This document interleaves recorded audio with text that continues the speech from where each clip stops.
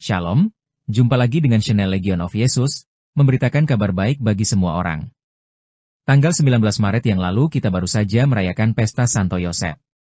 Kali ini kita akan membahas Santo Yosef, orang kudus terbesar kedua setelah Bunda Maria.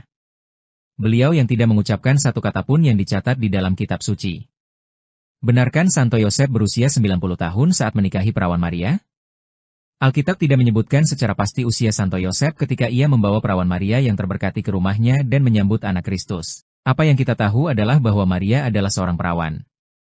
Artinya, ia tidak melakukan hubungan seksual apapun dengan suaminya, Santo Yosef. Bagi sebagian umat Katolik, hal itu tampak seperti hal yang mustahil. Ada yang beranggapan bahwa Santo Yosef mungkin adalah seorang lelaki tua yang tidak lagi memiliki dorongan seksual.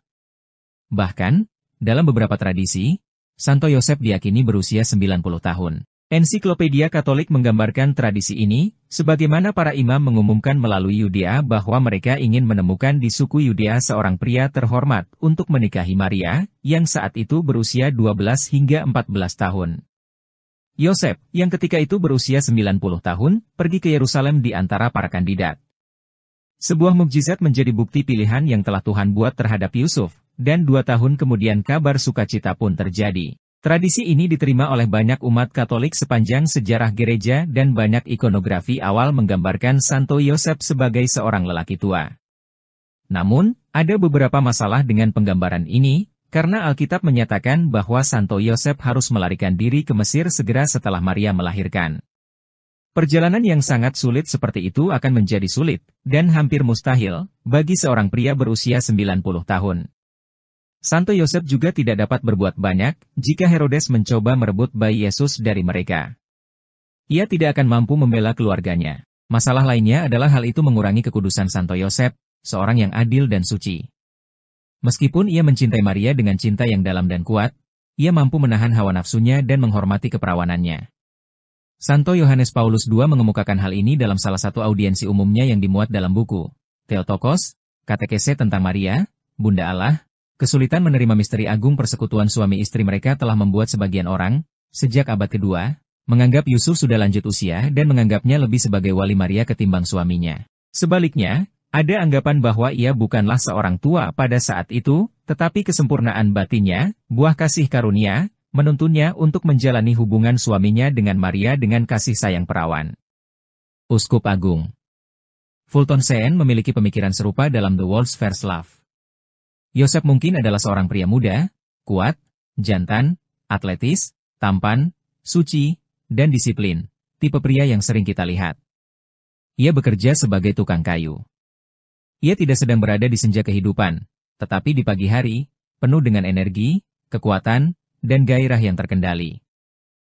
Menjalani hidup suci mungkin terasa aneh bagi kebanyakan orang, tetapi dengan rahmat Tuhan, hal itu mungkin.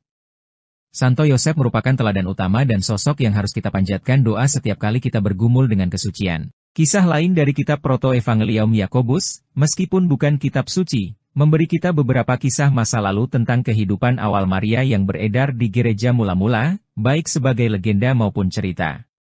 Dokumen itu mencatat bahwa ia melayani bait suci sejak usia 3 tahun hingga ia berusia 12 tahun.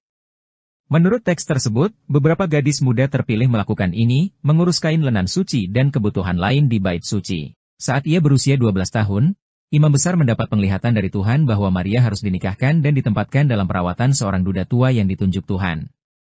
Imam besar mengumpulkan sejumlah duda dari wilayah itu dan dari tongkat salah satu dari mereka, Yusuf, keluar seekor burung merpati.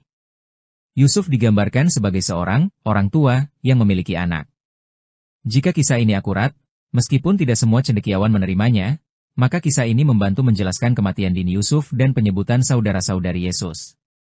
Mereka adalah sepupu Yesus atau anak tiri Maria dari Yusuf. Meskipun kematian Yusuf tidak tercatat dalam kitab suci, tampaknya dapat dipastikan bahwa ia telah meninggal sebelum pelayanan umum Yesus dan mungkin setelah Yesus cukup dewasa untuk merawat ibunya.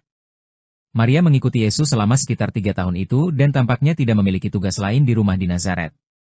Secara historis, ini adalah yang terbaik yang dapat kita lakukan, dan tidak pasti bahwa Proto-Evangelium Yakobus itu asli atau akurat. Meskipun demikian, kemungkinan besar hal itu mencerminkan kisah-kisah yang beredar di antara orang-orang percaya awal.